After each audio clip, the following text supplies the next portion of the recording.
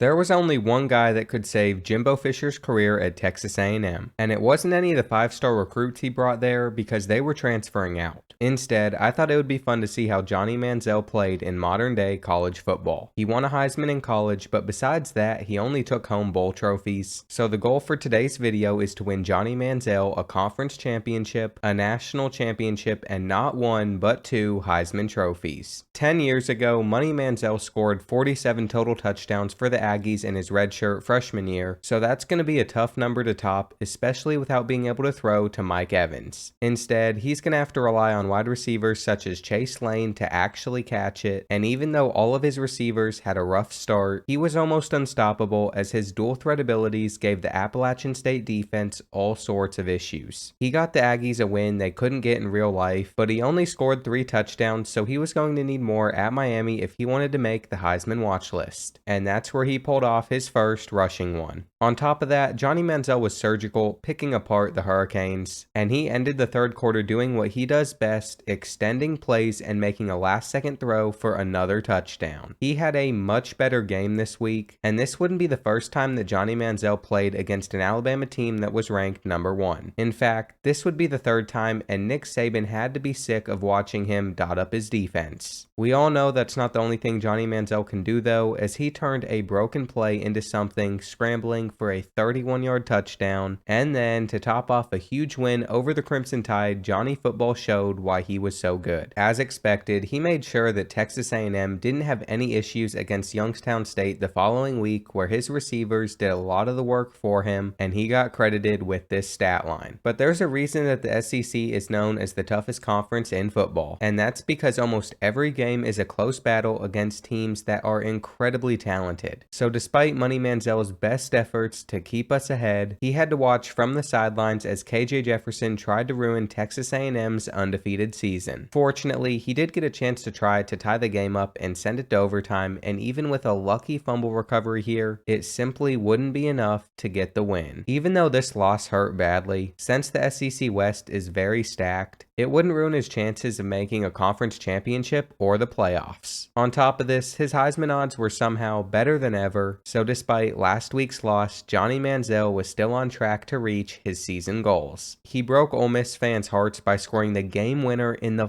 final seconds, and his 400-yard and 4-touchdown performance was amazing, which made him the Heisman favorite. Midway through the season, Johnny Manziel had already racked up 24 touchdowns, so he was on pace to put up more than 47, and the Auburn defense became another unit that couldn't stop him. Texas A&M was on pace to get into the college football playoffs at the end of the year, and Johnny Football's freshman season seemed to be going better in 2022 than it did back in 2012. He was having his best game yet as he threw for his 6th total touchdown of the day, and the next week, all I can say is poor Vanderbilt. They hadn't won a game yet, and they certainly weren't going to pull off the upset beating the number 5 team in the country. Johnny Manziel was running like a madman, so to counter that, Vanderbilt put 4 quarterback spies out there. I had never seen anything like that, but nobody knew how to stop him, and I feel bad for the Ohio team. Also, we were back on top of the SEC, so all Johnny Manziel had to do was win out to make the conference championship, and the victories continued to roll in. However, I can't act like all these games went super well. In the third quarter, we were trailing LSU by 17, and even though Johnny Manziel would lead the Aggies to a massive comeback win, this team was very far from perfect. Anyway, after picking up his 10th win of the year, Johnny Manziel was starving, so there was only one thing he could think of doing. He asked me of all people to make a meal for him, and since I'm a bad cook, I decided to get HelloFresh to help me out. The holidays are just around the corner, and HelloFresh makes this busy time of year easier than ever, with chef-crafted recipes and pre-portioned ingredients delivered right to your door so you can spend less time meal planning and prepping. Since I'm always busy recording videos, this was perfect for me as it saved me a ton of time. Also, you should save money on dinner and splurge on holiday shopping. HelloFresh is cheaper than grocery shopping and 25% less expensive than takeout. I was pleasantly surprised with how it all turned out, but I should have expected it because quality is HelloFresh's top priority. Ingredients travel from the farm to your home in less than 7 days, so you know they're fresh. You can go to HelloFresh.com and use code Bordeaux18 for 18 free meals plus free shipping. Again, you can go to HelloFresh.com and use code Bordeaux18 for 18 free meals plus free shipping. And I'm glad that I finally gave them a shot. Johnny Manziel loved his meal and he was ready to finish the rest of the season. All he had to do to make the SEC championship was beat Missouri on the road, and in the end, even if it was a little close, a win's a win. Johnny Manziel was ready for his biggest moment yet, playing in the conference championship, and he started the game off against Florida with this rushing touchdown. Even though he kept scoring, Anthony Richardson kept responding, so this game was going to be a shootout that came down to the wire. With 3 minutes left, we took the lead, and Johnny Football watched from the sidelines as his defense finished the job. He won his first SEC championship ever, and one of the 3 goals for the video was complete. Also, after Johnny Manziel won the Heisman Trophy with 57 total touchdowns, another goal was halfway done with the playoffs coming up. However, beating UCF in the first round wouldn't be a cakewalk, so fortunately Johnny Manziel did what he did best, delivering dots, and after he took off with a minute left in the game,